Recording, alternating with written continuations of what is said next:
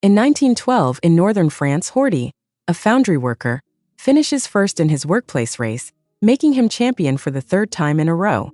Because of this, Simeone, the company president, gives him the privilege of attending the departure of the Titanic. Horty's wife, Zoe, shows a slight tinge of disappointment on her face as she expected them to win a bigger prize, something that would help them move to a better neighborhood. After the event, Horty asks Simeone if Zoe will accompany him, but the president takes offense at his question. He interprets it as a request, so he tells Horty that he only sponsored his trip because it cost him a fortune. Before leaving, Simeone hands him his ticket and wishes him a safe journey. On the way home, Simeone's secretary, Monnier, reminds him that they had in fact purchased 2 tickets to England, but Simeone explains that he only provided 1 ticket because he wanted to benefit Zoe without Horty's interference.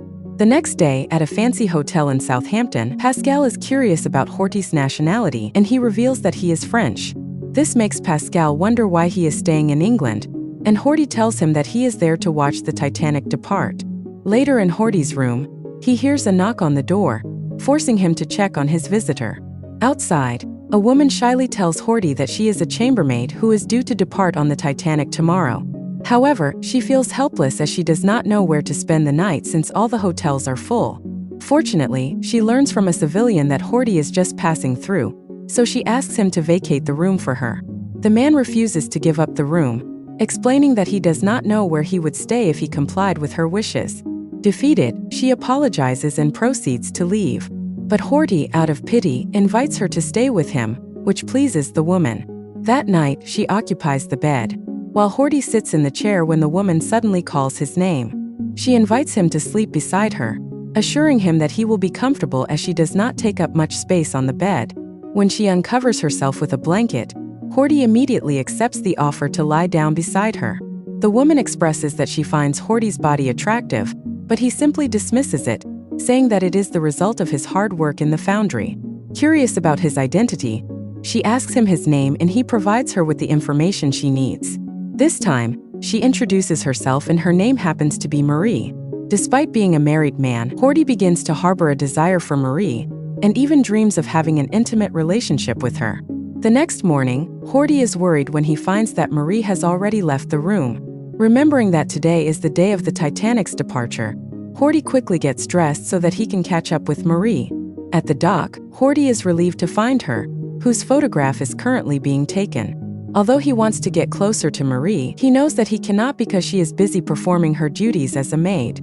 So he simply leaves the area and allows the crowd to bid farewell to the Titanic. Moments later, Horty meets the photographer and asks him to take Marie's photograph as a souvenir. A week later, Zoe, along with their friends, gather around Horty to welcome him back from his travels. But Monnier suddenly intervenes in their conversation. He tells them that Simeone wants to speak to Horty, so the crowd makes way for the president. Simeone expresses his belief that since he has seen greater things on his trip to England, he believes it is only necessary to promote him to tower maintenance worker. As Horty listens to Simeone's words, his colleague Gaspard reveals to him that Zoe is the reason for his promotion and that she was friends with our boss while he was away. This information makes Horty feel conflicted. For this reason, when they are at home, he refuses to acknowledge Zoe's temptation of him. The woman confronts him for ignoring her and remaining silent during their time together. Trying her luck, Zoe approaches him, hoping that he will give in. Horty, still angry at the possibility of Zoe cheating on him, pushes her away and starts to leave for the bar. Zoe feels neglected when he decides to spend the day at the bar instead of being with her, since it has been a week since they last met. She says that she has barely slept or eaten, as she has been patiently waiting for his return. However, Horty remains upset by the rumors spreading about her, so he wonders why she is wearing seductive clothing. She reveals that she set it up for him, but Horty is skeptical of her words, prompting him to storm out in anger. At the bar, Horty's friends pass him a picture of Marie, believing her to be his new flame. Out of curiosity, they ask him if he has already become intimate with her, but he denies it. Instead, he tells them that he just shared a bed with her, but his friends only laugh at him. Al offers to give him free drinks as long as he tells them about his experience with Marie. Once they accept his offer, Horty recounts the first time he encountered Marie in his hotel room. At first, Horty shares a realistic account of what happened the night he hosted Marie, especially when they shared a bed at the woman's invitation. But because his friends keep asking if they have become intimate, Horty spins a different story to satisfy their imagination. Upon returning to the hotel, Marie feels extremely hot, so she suddenly leaves the bed to freshen up in the bathroom. Noticing that Horty has followed her, she invites him into the bathroom and begins to wash his body with water. Unable to resist the temptation, Marie begins to kiss him and even confesses her love for him. In the present, Elle believes his story is extraordinary, but Horty knows it is far from it, prompting him to stand up abruptly. He wants to go home, but his friends are disappointed as they want to know more about his conquest. An impatient Gaspard tells him to stay and taunts Zoe that she might be fooling around with Simeone. Horty feels insulted and attacks Gaspard, but Elle immediately intervenes before things take a terrible turn. By evening, Horty returns home and confronts Zoe about whether she is having an affair with Simeone. His question silences her, arousing Horty's suspicions that she has indeed committed adultery. He wonders if she slept with his boss so he could get a promotion, but Zoe adamantly denies his claims. Suddenly, the couple hears Horty's friends outside, who beg him to continue his story about the maid he met in England. This time, Zoe confronts him about the woman they're hooking him up with, but Horty feigns innocence, concluding that his friends are making things up because they're drunk. Despite his denial, Zoe sees through his deception when she remembers that he refused to make love to her when he returned from his travels. Out of anger, Zoe confesses that she did indeed sleep with Simeone and considers him an even better lover than Horty. The man cannot bear her confession, so he leaves their home to visit a bar. Soon after, Horty lies to his friends that Marie took her to the Titanic to get to know him and give him a tour of the infamous ship.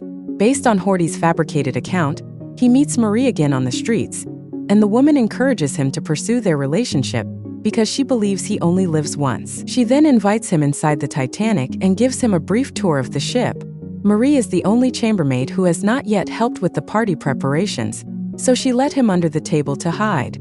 Out of desire, Horty proceeds to kiss her, but their intimacy is interrupted when one of Marie's colleagues approaches the table. She therefore urges him to be quiet while they become intimate. Whenever Marie is working hard, she sneaks refreshments and food under the table so that Horty can regain his strength for lovemaking. In the present, Horty brags to his friends that he has brought excitement to Marie's life by fulfilling her desires. He lies, saying that the maid promised to look for him when she returns from America. One day, Horty's friends and colleagues at the alloy factory discover that the Titanic has sunk, prompting them to look up Marie's name in the newspaper to see if she survived the tragedy. In the tower, Horty is saddened by the sinking of the Titanic, as he believes it took Marie's life. A few days later, Zoe is brought to tears by Horty's cold behavior toward her, especially since he refuses to return home. Mathilde comforts Zoe, saying that their troubles will soon be over. She also advises her to visit Horty in the tower, but Zoe refuses because she is frightened by the sight of him alone. Like them, Elle is worried about Horty's refusal to leave the tower, so she scolds him and encourages him to return home. Hoping to rekindle his love for his wife, Elle explains that Zoe's alleged affair with Simeone was just a rumor, and that the woman loves him very much. Blanche, one of Zoe's colleagues, tells Zoe that Horty has gained notoriety in the bar they are in by recounting his adventures with the chambermaid. Mathilde accuses Blanche of lying and leads Zoe away from the woman, saying that hearing such a thing would only hurt her more. As they begin to leave, Simeone appears, forcing Zoe to inform him of Horty's behavior. She then begs him to explain that they are not having an affair, as such baseless rumors have only caused Horty to treat her coldly. Simeone promises to explain to Horty that nothing happened between them, much to Zoe's relief. Unbeknownst to them, Horty is watching them from above and, in a fit of jealousy, throws a wrench into Simeone's car, damaging it. The boss feels threatened by his actions, leading him to fire Horty as he believes he is trying to end his life. Days later, now unemployed, Horty spends his time at a bar where he earns free drinks by detailing his alleged affair with Marie. This time, his story takes an ambitious turn, as he shares with the audience that he found Marie's unconscious body on the beach after the Titanic disaster. He then asserts that he brought the chambermaid to the hotel room he had booked, where he tried to revive her with his kisses. Upon hearing such a story, Zoe, who was part of the crowd, approaches Horty and confronts him about the veracity of his claims. Horty is nervous about revealing his secret, but he confirms that he did meet Marie. His betrayal hurts Zoe, so she slaps him and starts to leave. Outside the bar, Horty tries to talk to Zoe, but his touch repels her because she cannot forgive his betrayal. Horty responds by reminding Zoe of her alleged affair with Simeone, but the woman denies it. Shocked, She blames his trip to see the Titanic for causing the rift in their marriage. Seeing Zoe's weakness touches Horty's heart, so he encourages her to forget his story with Marie. Zoe finds it ridiculous, knowing that Horty spread the whole thing on his own. Her husband finally admits that it was all fabricated, and he only did it because his friends like it. Furthermore, he believes that Marie is no threat to their relationship because she probably died when the Titanic sank. Later in the couple's bed, Zoe orders him never to return to the bar and share his fabricated tales again. She wants him to prove that she is the only woman in his life, and Horty senses the possessiveness in his wife's words. To make up for it, Horty begins making love to Zoe. It has been days since Horty last visited the bar, so a worried Elle visits the couple's home. He is in disbelief that Horty will no longer share his stories, given that he has more time on his hands now that he is unemployed. At that moment, Gaspard appears and announces that Lou, the bar owner, is desperate because the bar is full. With this in mind, Elle tells them that Horty's absence from the establishment will force Lou to keep the tips. His words catch Zoe's attention, so she demands an explanation. Elle explains that Lou gives Horty tips and he swears that it is a huge sum of money. Knowing that they need the money, Zoe announces to Elle that she will let her husband visit the bar again. However, she has one condition. They must allow Horty to reveal that his stories are just fiction. That day, Jeb, a traveling entertainer, stops by the bar to hear Horty's engaging account of how he made love to Marie by dousing her with a bottle of champagne. Impressed, Jeppe invites him to join his moving theater because he can see a promising future in Horty's storytelling skills. At first, Horty declines because his stories are just fake, but Jeppe doesn't mind. Furthermore, he mentions that living in a caravan could be beneficial for them. Since Zoe was hoping to find a new place to live, she approaches the couple in the hope of negotiating with Jeppe, an artist who is surprised by her sudden appearance. However, he takes this opportunity to introduce himself. He shares his excitement for meeting the wife of a great actor like Horty. Puzzled, Zoe wonders why he addresses her husband as actor. Jeppe then explains that Horty's imagination is a suitable trait for such a profession. He promises to turn him into a great actor, but Zoe declines because she doesn't want him to talk about another woman. To convince her, Jeppe tells her that they can earn 100 francs a week. Without hesitation, the couple join Jeppe's group, and Zoe is overjoyed because she feels they are on the way to changing their lives. One night, the couple are relaxing in their tent when Zoe encourages Horty to make love to her as he did in his stories. On the day of Horty's performance, he has a weak start because he cannot hide his nervousness. Jeppe, who is backstage, expresses his disappointment to his assistant Giovanni because Horty's style seems soulless. Now, Horty imagines that Marie is standing in front of him, allowing him to present his story with more detail and emotion. However, after the performance, Zoe is so jealous of Marie that she punches her portrait, confusing Horty. He reminds her that she encouraged him to share his story, so Zoe expresses her belief that she is still intimate with Marie. In order for Horty to continue to profit from his tales, Zoe makes it a condition that she play Marie. During one of his performances, Horty's performance on stage improves. Giovanni helps him make his style more convincing with sound effects, while Zoe acts out the part where Marie allegedly disappeared on the night the Titanic sank. Once he finishes, Horty receives a standing ovation from the audience, which makes Jeppe feel elated. He goes backstage and informs Zoe of the success of their performance, but the woman is not enthusiastic about it. Suddenly, she joins Horty on stage. Out of bitterness towards Marie, she covers the woman's picture with herself. By performing on the streets, Horty's fantastic tales of Marie give him the opportunity to perform on stage. As Horty tells how he broke up with Marie, he stops mid-performance because he can't believe that the muse of his stories is part of the audience. Marie proceeds to leave the stage, so Horty has no choice but to follow her. Gibby is disappointed in his decision, so he orders Giovanni to perform some tricks to entertain the audience. Outside, Horty meets Pascal, who turns out to be Marie's husband and reveals that his wife was saved from the Titanic disaster. Horty is confused because he couldn't find her name in the newspaper, so Pascal tells him that Marie is not her real name. It turns out that she is a thief, and using a different name is part of her plan. Meanwhile, Zoe tries to follow Horty, but when she arrives at the parking lot, she is shocked to see Marie in real life. In Marie's opinion, Horty has a great imagination, and she is bitter that they are living off of fabricated stories. Marie therefore demands that Zoe hand over their share of the money. Back at Horty, he learns from Pascal that Marie was supposed to steal his belongings when they shared a hotel room. But because he doesn't have much, Marie leaves him alone. Moments later, Horty confronts Marie, but neither of them initiates a conversation as they are surprised to see each other.